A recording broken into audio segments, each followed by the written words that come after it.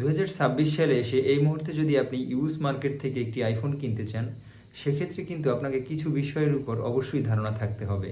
তো একটি used iPhone কেনার আগে আপনাদের কোন কোন বিষয়গুলো চেক করা উচিত সে সম্পর্কে আজকে আইডিয়া দেওয়ার চেষ্টা করব। 13-এর পরে যে ভার্সনগুলো রয়েছে সেগুলো চয়েস করতে হবে। যদি 13-এর নিচে থেকে আপনি ফোন কিনতে চান, তাহলে কিন্তু ফোনটাতে রিস্ক থাকার সম্ভাবনা বেশি এবং সর্বপ্রথম রিস্ক হলো ব্যাটারি। ফোনটিতে কিন্তু অরিজিনাল ব্যাটারি না থাকার সম্ভাবনাই বেশি, যদি দুই একটাতে থাকতে পারে, কিন্তু একদম 90% ফোনই রয়েছে যেগুলোতে অরিজিনাল ব্যাটারি নেই। কিন্তু আমরা তারপরেও দেখতে পাই যে 90%-এর উপরে ব্যাটারি হেলথ থাকে। আসলে এইগুলোতে ব্যাটারি বুস্ট করা থাকে। তাই আপনাকে অবশ্যই প্রথমে সিলেক্ট করতে হবে আইফোন 13 থেকে তার উপরের ভার্সনগুলো। আইফোন 13-এর নিচে 12 প্রো হোক বা 12, 11 এবং এক্সআর তো অবশ্যই না। তো আপনারা এই ভুলটা কখনোই করবেন না যে আইফোন 13-এর নিচে কেনার চিন্তা ভাবনা। যদি এরকম করে থাকেন তাহলে আপনি অনেক বড় ধরনের লস খেতেই পারেন। নাম্বার 4 হলো ফোনটির ডিসপ্লে ঠিক আছে কিনা সে বিষয়ে চেক করা। ফোনটির ডিসপ্লে ঠিক আছে কিনা এই বিষয়ে চেক করার জন্য সবচেয়ে বড় অপশন হলো ফোনটির ট্রু টোন চেক দেওয়া। যদি একটি আইফোনে ট্রু টোন ঠিক না থাকে, তার মানে ওই ফোনটির ডিসপ্লে অবশ্যই চেঞ্জ করা হয়েছে। ট্রু টোন অপশনটি মূলত আপনারা ফোনটির উপরের শাটারটি টান দিলেই দেখবেন ব্রাইটনেসের একটি অপশন রয়েছে। ওই অপশনে যদি চাপ দিয়ে ধরে রাখেন তাহলে নিচে একটি ট্রু টোনের অপশন আসবে। সেখানে ক্লিক করলে ট্রু টোনটি একবার অফ হবে এবং তারপরে আবার অন করবেন।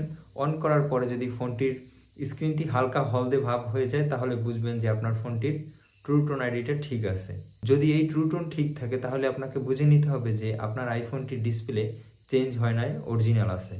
তৃতীয়ত ফোনটির আইএমইআই চেক করা। আপনারা ফোনটিতে আইএমআই নাম্বারটি বের করে সেটা অবশ্যই কম্পিউটারের মাধ্যমে চেক করে নিয়ে আসবেন যে আপনার ফোনটির আইএমআই ঠিক আছে কিনা।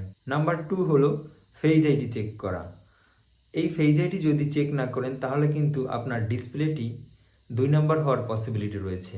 আইফোনের সবচেয়ে বড় বিষয় হলো যদি আপনার আইফোনটির ফেজ আইডি না থাকে তাহলে আপনাকে বুঝতে হবে যে ওই আইফোনের ডিসপ্লে অবশ্যই চেঞ্জ করা হয়েছে।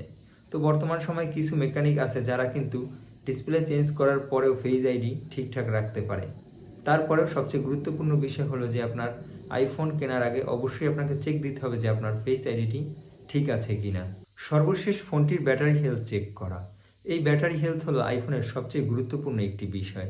আপনি যদি এমন একটা আইফোন কেনেন যেটার ব্যাটারি হেলথ 70 থেকে 75-এর মধ্যে রয়েছে, এমন একটি ব্যাটারি কখনোই আপনাকে অনেক বেশি ব্যাকআপ দিতে পারবে না। সর্বোচ্চ 2 থেকে 3 ঘন্টা ব্যাকআপ দিতে পারে। তারপরেও বুস্টেড ব্যাটারির থেকে আইফোনের ক্ষেত্রে একটু ব্যাটারি হেলথ কম দেখে নেওয়াই ভালো। তবে আপনারা বাজেটটা এমনভাবে করুন যাতে আপনারা 80%-এর উপরে ব্যাটারি হেলথ আছে এমন আইফোন কিনতে পারেন।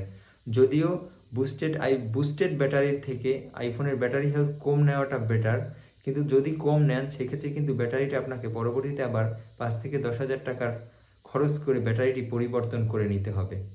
তো গুরুত্বপূর্ণ এই বিষয়গুলো আপনাকে অবশ্যই আইফোন কেনার আগে চেক দিতে হবে।